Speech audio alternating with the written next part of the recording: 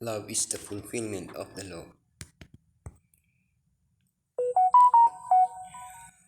Owe no one anything except to love one another, for he who loves another has fulfilled the law.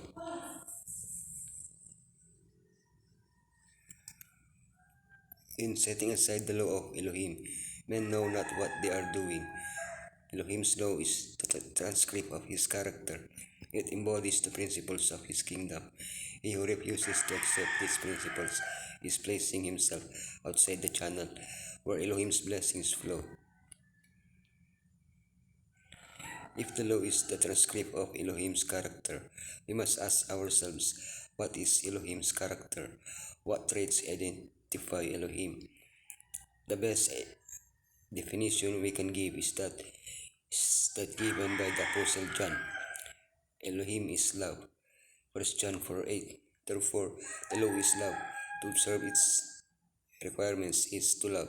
To love is the fulfillment of the law. The nature of the law: love and love, holy, righteous, and good.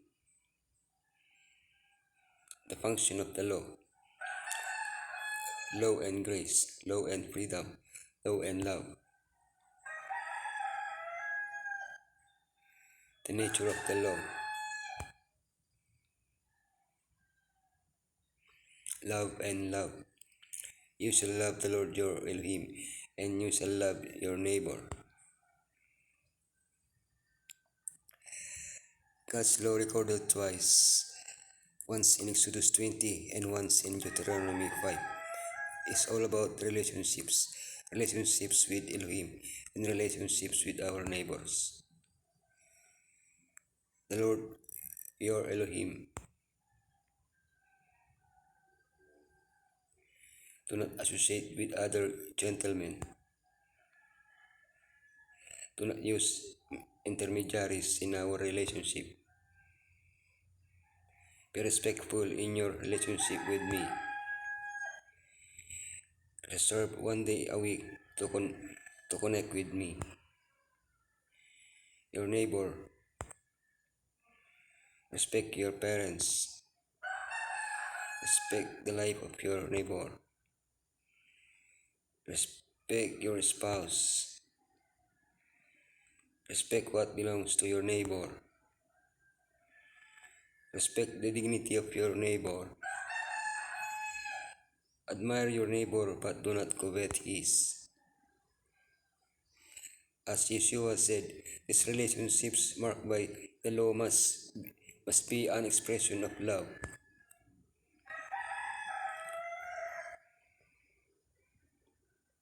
Holy, righteous, and good. So then, the law is holy, and the commandment is holy, righteous, and good.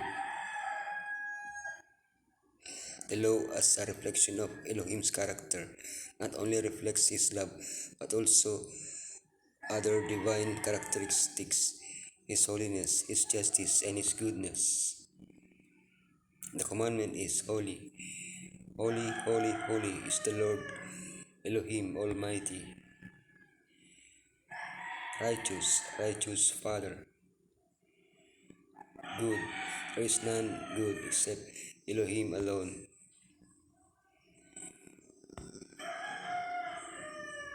Holy, righteous, and good. So then, the law is holy, and the commandment is holy, righteous, and good.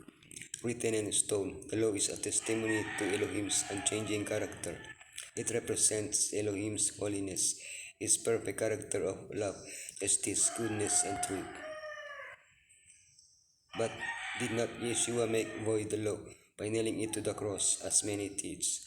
As Paul said, Elohim forbid. The apostle clearly says that once saved by Yeshua, we should not continue sinning. This implies that the law is still in force, since it is what tells us that we are sinners. Messiah came not to do away with the law, but to fulfill all that was promised in the law and in the prophets. Thus, he emphasizes that until heaven and earth pass away, Not even the smallest letter or stroke shall pass from the law. The function of the law.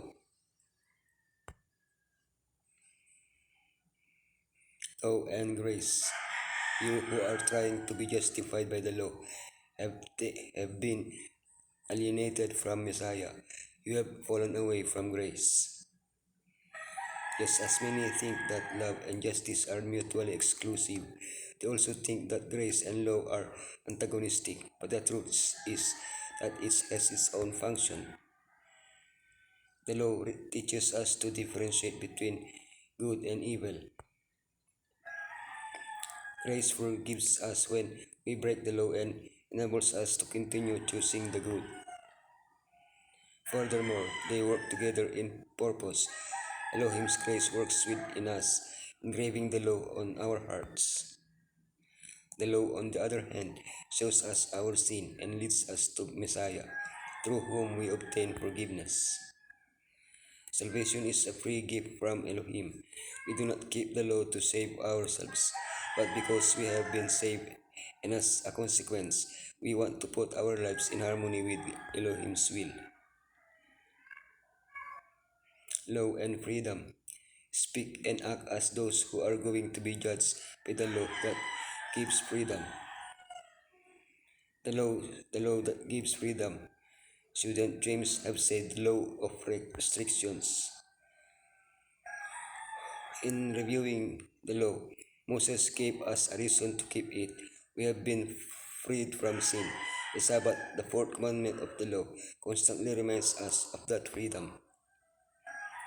The freedom that Elohim gives us should lead us to a special fulfillment of the law to love. The Sabbath also gives us an example of love interwoven with the commandment.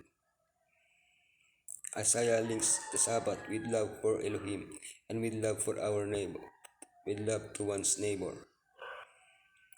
Love is the fulfillment of the law, but it goes beyond formal fulfillment. Keeping the law is actively doing good, performing works of love, doing justice, caring for others. Law and love. If you really keep the royal law found in Scripture, love your neighbor as yourself, you are doing right. But if you show favoritism, you sin and are convicted by the law as lawbreakers. James gives us an interesting example. A rich man is treated with deference, while a poor man is treated with contempt, and that is within the church. To entertain someone from whom we can benefit is not to love. To despise someone who has problems is not to love, and he who does not love does not fulfill the law. What defines us is as followers of Jesus' love, Yeshua's love, a love that covers a multitude of sins.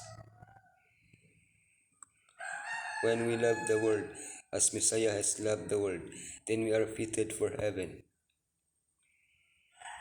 While the law of Elohim is written in the heart, it will be exhibited in a pure and holy life. The commandments of Elohim are no dead letter. They are spirit and life, bringing the imaginations and even the thoughts into subjection to the will of Messiah. The heart in which they are written will be kept with all diligence, for out of it are the issues of life. All who love Yeshua and keep the commandments will seek to avoid the very appearance of evil, not because they are constrained thus to do, but because they are copying a pure model and feel averse to everything contrary to the law written in their hearts.